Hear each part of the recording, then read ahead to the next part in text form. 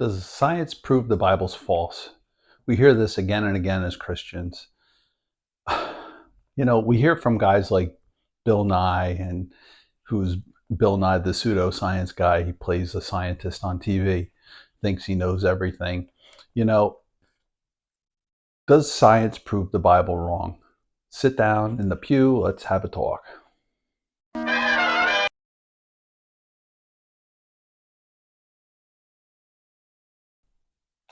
Science is starting to back away from the Big Bang theory, and they're saying that's not really the origin of the world anymore.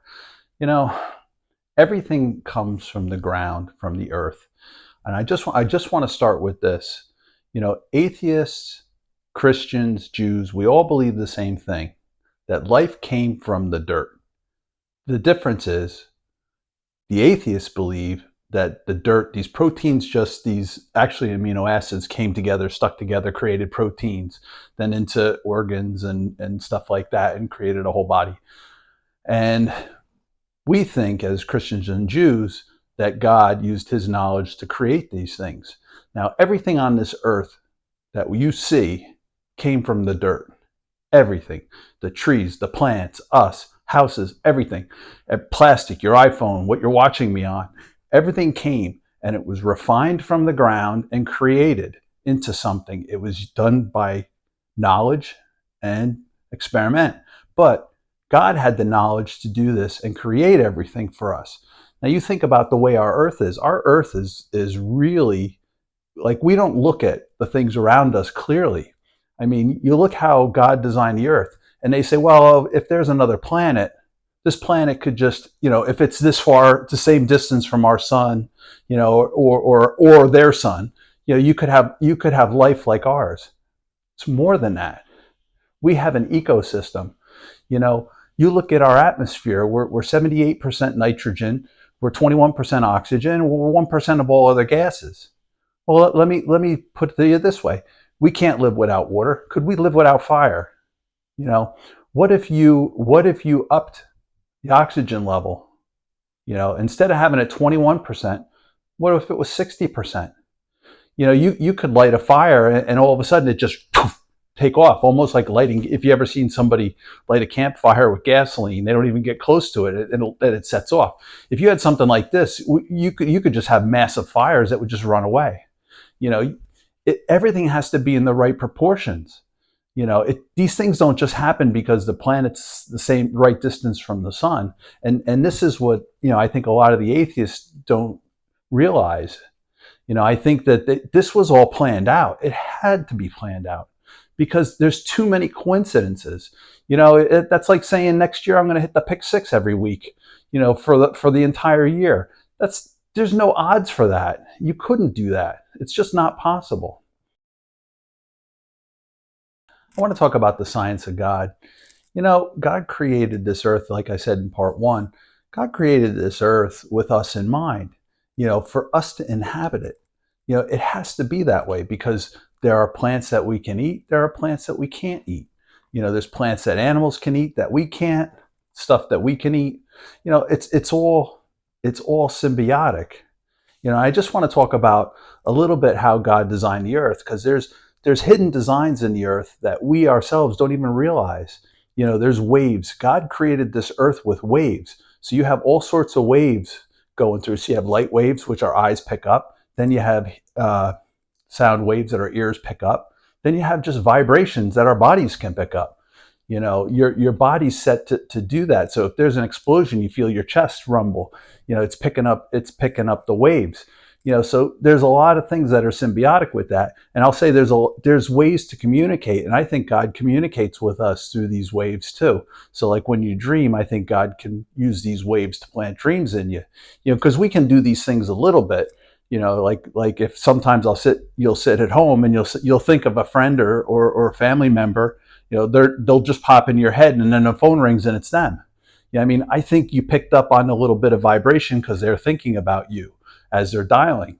So there's a lot of weird things with our Earth, and you can't just go to another planet, and say, okay, this is how it is, because could you even, if there was water on another planet, could you drink it? Could you refine it? There could be stuff in there that you couldn't get out of it. I don't know. You know what I mean? Maybe it doesn't boil right. Maybe you couldn't get it to boil. Maybe because anything you add to water, it changes its colligative properties. So it may not. I mean, you might have to get it really hot to boil.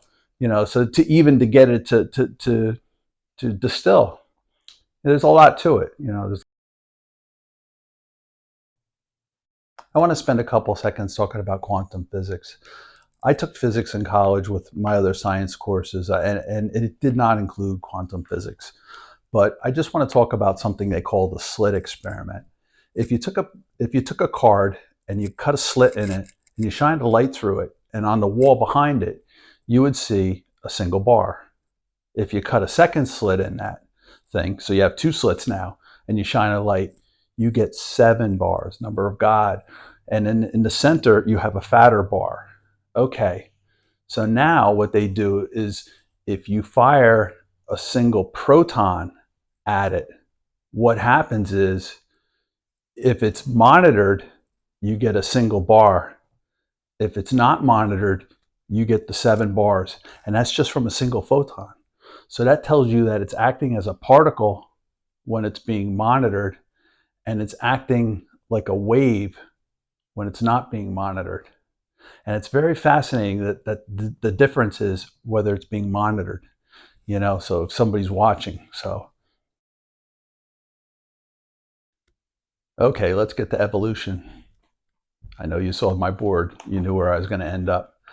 And yes, I read The Origin of Species. I read a lot of stuff, and I don't know if my life is richer for reading it, or it just wasted my time. But I'll talk about it. This is their holy grail that proves evolution, and it does prove evolution. It proves it to be correct if you've never read the book. But if you've read the book, it doesn't prove anything. And I'll explain what I mean. I'll explain exactly what I mean. I want to start with. I'm going to give you a quote out of the book. Here you go. If it should hereafter be proved that ancient animals resembled to a certain extent the embryos of more recent animals of the same class. So what is he saying here?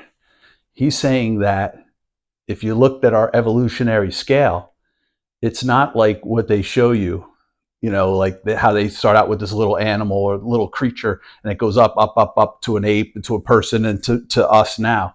That's not what he's saying here. They hijack that. What he's saying here is, if you looked at us in the past, we looked like fetuses. Then before that, we looked like embryos. So we were living as an embryo. I don't know how we ate. I don't know how we hunted, but that's what he's saying. Now, if you listen to that, that's a load of crap. And then he has this 10,000 theory where he says every 10,000s of years, one species morphs into another, which is incredible. So, who knows? Maybe with this theory, maybe 10,000s of years ago, maybe we were rats. I don't know. I mean, he says some funny things, but I'm going to give you another quote here.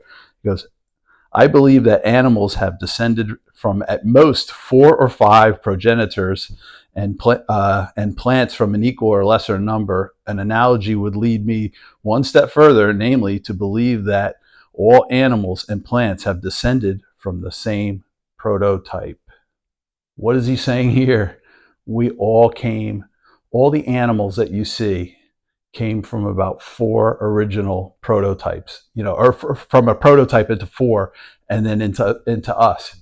So in other words, we are related to the cat or dog or whatever other species we came from, and he doesn't talk about fish, so much, but how about, and then he says the same thing about plants. Every plant is the same plant. It all came from the same thing. And after 10,000s of years, it morphs into something else. So I don't know what happened to the alligator, and it's stuck because they say it's been that way for millions of years. So I don't know, it's a funny thing.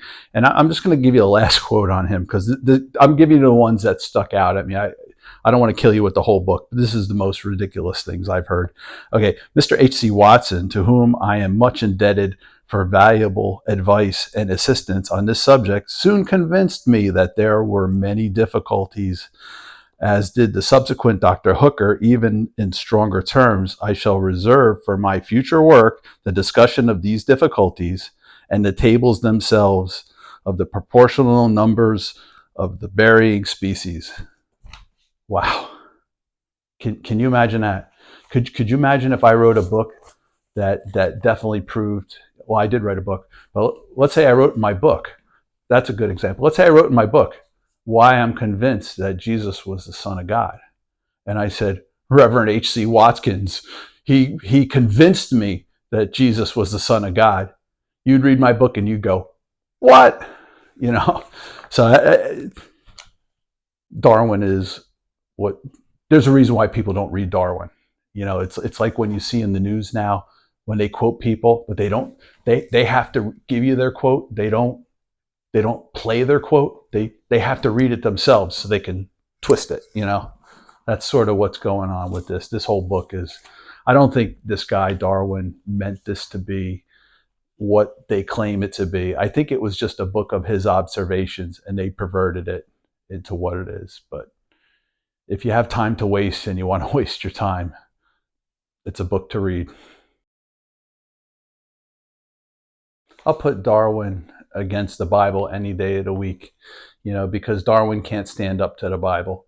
You know, besides being precisely written, the Bible, there's a secret code in the first 5 books of the Old Testament in the Hebrew, not in the English, but in the Hebrew. Genesis and Exodus, every 50th letter spells out the word Torah.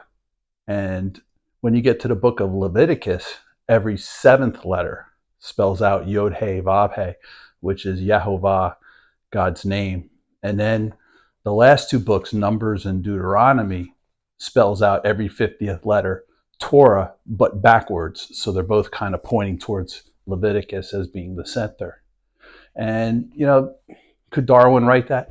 Darwin's book is sort of incomprehensible as it is, but try to write something with that precision, like doing how God wrote it, to be so correct and to be and have that code built into it. So I just want to end with that. And I'll leave you, since we talked about the slit experiment and what we learned about monitoring and not being monitored. And I'll throw this question out to you. If a tree fell in the forest and no one was there to hear it, would it make a sound? Knowing what we know about quantum physics, it may not. Don't know. So thanks for watching. We'll be back next week with another video. Here's a couple good ones to watch.